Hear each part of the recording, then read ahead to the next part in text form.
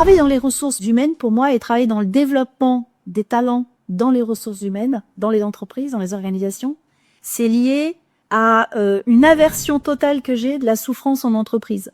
Je ne comprends pas comment, dans une entreprise, on vient pour travailler et on se retrouve à souffrir.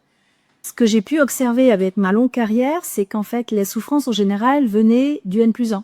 N+1 ou N+2, hein. Mais venaient en général du management. Les managers sont parfois des experts métiers qui n'ont pas de compétences managériales, qui n'ont pas de compréhension du management d'équipe et qui vont être dans la relation purement émotionnelle, ils vont être dans l'hyper-contrôle, ils vont être dans ce qu'ils connaissent.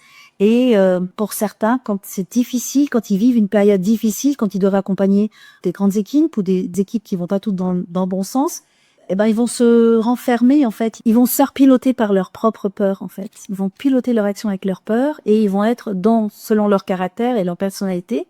Ils vont être dans l'hyper-contrôle, ils vont être dans l'autoritarisme et dans le manque de confiance à leurs équipes. Moi, mon rôle, c'est d'accompagner ces managers-là parce que ce sont des rôles qui sont difficiles, parce que je considère que quand les managers vont bien, les équipes vont bien.